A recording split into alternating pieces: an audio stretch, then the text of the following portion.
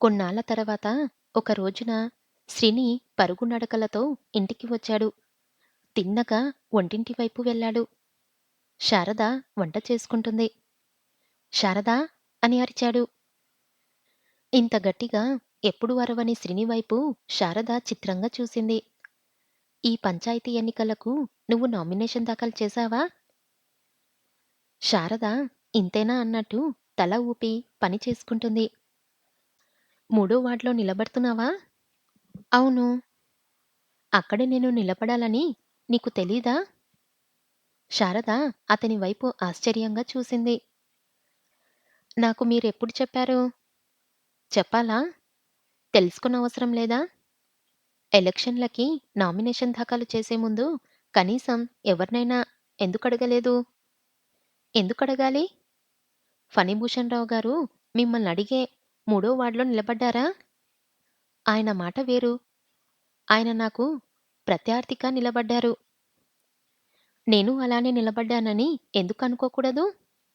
అంటే నువ్వు నా మీద, మీ నాన్నగారి మీద కూడా ప్రత్యర్థిగా నిలబడ్డావన్నమాట. No comments. పంచాయతీ ఎలక్షన్‌లో నిలబడ్డానికి అందరికీ అధికారముంది. ఫణిభూషణ్ రావు గారు రెండో వార్డుకి సంబంధించిన మనిషి. తన వార్డును వదిలి మనముంటున్న వార్డులో ఆయనెందుకు నిలబడ్డారు? ఎవరి మీద కక్ష సాధిద్దామని? మీరు వార్డులో నిలబడ్డారో లేదో నాకు తెలీదు.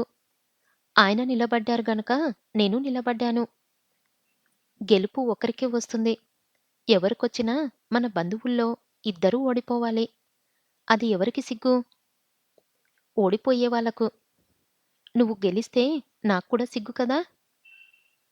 అలాంటప్పుడు నామినేషన్ ఉపసంహరించుకొని మరో వార్డులో నిలబడండి. నేనెందుకు నిలబడాలి? ఇది నేనుండే వార్డు. ఇక్కడే నిలబడతాను. నేనుండేది ఈ వార్డులోనే. నేను నిలబడటానికి నాకు హక్కుంది అని శారద వంకాయ వేపుడు మొదలుపెట్టింది. శ్రీని కోపం పట్టుకోలేకపోయాడు. ఆమె చెయ్యి పట్టుకొని లాగేశాడు. నువ్వు నామినేషన్ని ఉపసంహరించుకుంటావా లేదా? శారద చెయ్యి విదిలించుకుంది. అది కల్లో మాట. శ్రీని చెయ్యి ఎత్తి చెంప మీద కొట్టాడు. శారద నిర్ఘాంతపోయింది. శ్రీని ఆమె వైపు చూసి నిభాయించుకోలేకపోయాడు. తనెంత మూర్ఖంగా ప్రవర్తించాడు? శారద చిరునవ్వు నవ్వింది. థాంక్స్. నా పంతాన్ని మరింత రేపారు. నేనిక రేపట్నుంచే ప్రచారం చేయించే నైతిక బలాన్ని నాకిచ్చారు అంది. పంచాయతీ ఎన్నికల ప్రచారం మమ్మరంగా సాగుతుంది.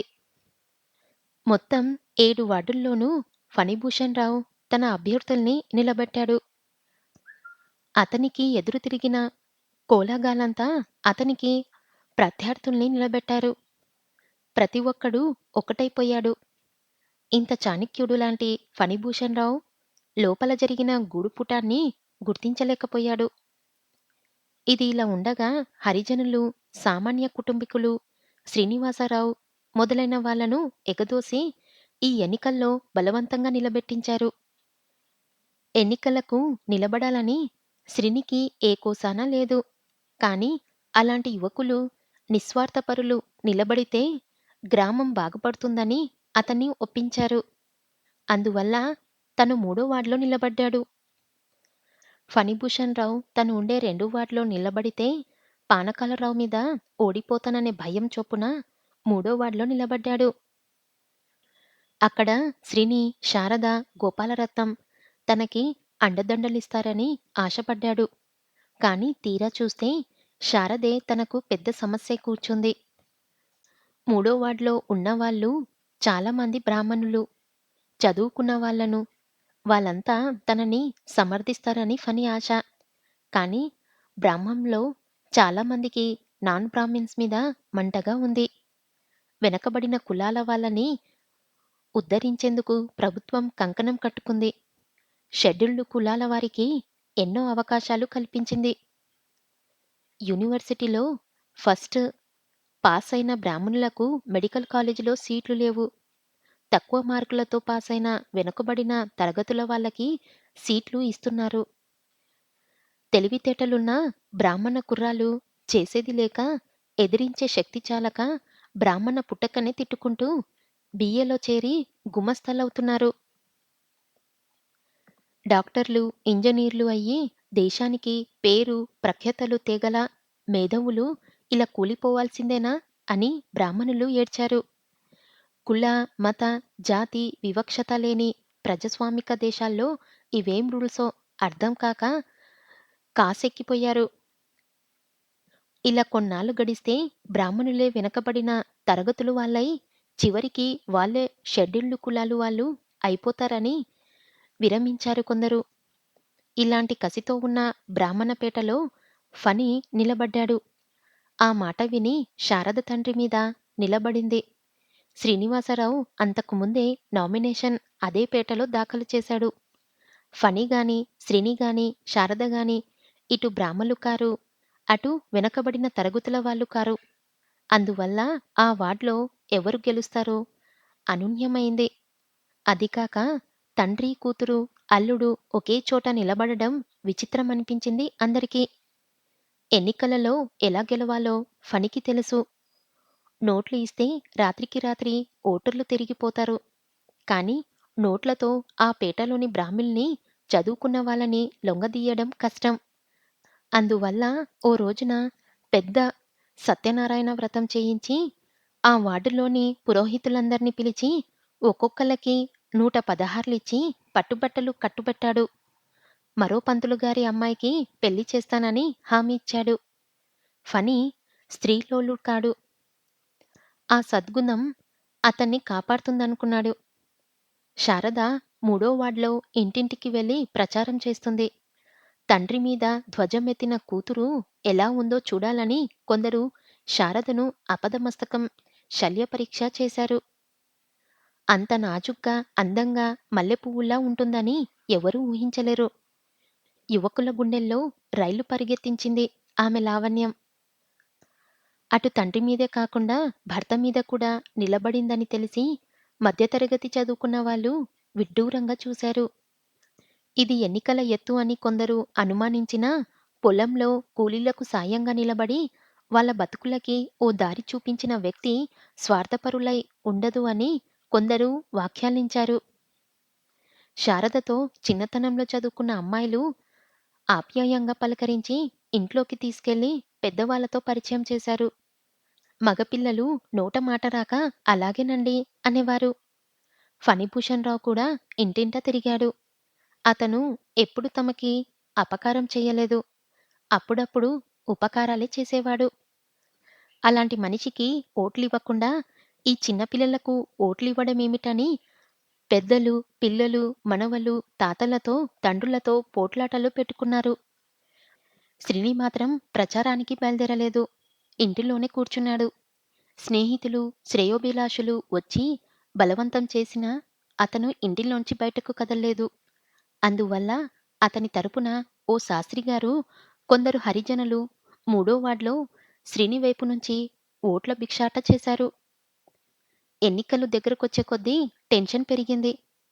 బండరాముడు మూడో వార్డులో ఎవర్నో కొట్టాడు. దాంతో వాణ్ణి ఫణి నానా తిట్లు తిట్టాడు. వెధవా! ఎన్నికల టైంలో ఎవర్నైనా మనల్ని కొడితే రెండో చెంప చూపించాలిరా!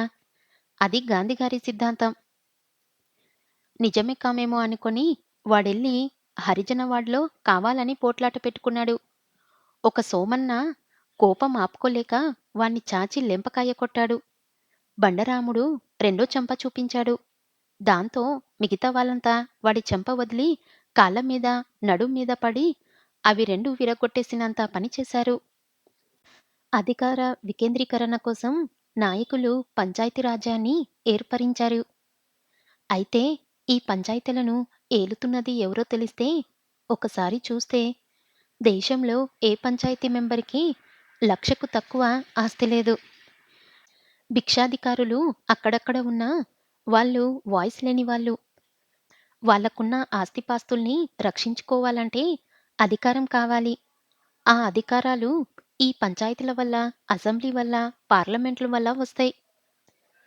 అందుకే ఉన్నవాళ్ళంతా వాటిల్లో స్థానాలు సంపాదించుకోవడానికి నానా పాట్లు పడుతున్నారు అని శారద ధైర్యంగా అన్ని పేటాల్లోనూ ఉపన్యాసాలు ఇచ్చింది. ఈ ఉపన్యాసమే పని చేసిందో, లేక శారద ఆకర్షణే ఓటర్లని ముగ్ధుల్ని చేసిందో, మొత్తానికి ఫణి నిలబెట్టిన వాళ్ళు, కోలాగాళ్ళు నిలబెట్టిన అభ్యర్థులు అంతా చిత్తులా ఓడిపోయారు. మూడో వార్డులో మాత్రం శ్రీనికి, శారదకు దాదాపు సమానంగా ఓట్లు పడగా, ఫణికి ఒక్క 20 మాత్రమే ఓట్లు పడ్డాయి. అక్కడ కొద్ది మెజార్టీతో శారద నెగ్గింది. శ్రీనివాసరావు నిలబెట్టిన వాళ్ళంతా శ్రీనివాసరావు ఓడిపోయిన శారదమ్మకు నీరాజనాలు పట్టారు. ఆమె మెడ నిండా దండలు వేసి ఊరేగింపుతో ఆనంద నిలయానికి తీసుకువచ్చారు. శ్రీని తన లైబ్రరీలో పడక కుర్చీలో పడుకొని చదువుకుంటున్నాడు. జయ జయ ధ్వానాలు తన ఇంటి ముందరికే వచ్చేశాయి. శ్రీని ఆశ్చర్యపోలేదు. చదువుతున్న పుస్తకం మూసి అలానే చూస్తూ ఉన్నాడు. శారద మెడనిండా ఉన్న దండలతో లోపలికి పరుగున వచ్చింది. శ్రీని శారద వైపే చూస్తున్నాడు. శారద తన మెడలోని దండలన్నీ తీసి శ్రీని మెడలో వేసింది. శ్రీని ఆశ్చర్యంగా చూస్తున్నాడు. మీరు ఇచ్చిన వరంతో గెలిచానండి. నేను గెలవడం కాదు, మీరు గెలిచారు అంది కళ్ళనీళ్లతో. శ్రీని దండలు తీసి టేబుల్ మీద పెట్టాడు. మెల్లగా లేచి హాల్లోకి వచ్చాడు. రాధ పరుగున వచ్చింది. అక్కేది బావా అంది. శారద లోపల్నుంచి వచ్చింది. రాధ ఆమెను కౌగిలించుకుంది. ముద్దు పెట్టుకుంది. కంగ్రాచ్యులేషన్స్ అక్కా! మన స్త్రీజాతికి పరువు నిలబెట్టావు. ఆడదంటే అబల కాదని లబోదిబోమంటున్నారు ఊళ్ళో వాళ్ళు. శ్రీని వెనక్కి చూశాడు. నువ్వు ఓడిపోయావని బాధపడకు బావా! అక్క గెలిస్తే ఒకటినా, నువ్వు గెలిస్తే ఒకటినా అంది. శ్రీని ఇహ ఇక్కడ ఉండలేకపోయాడు. శారద ముఖం ఎర్రబడిపోయింది.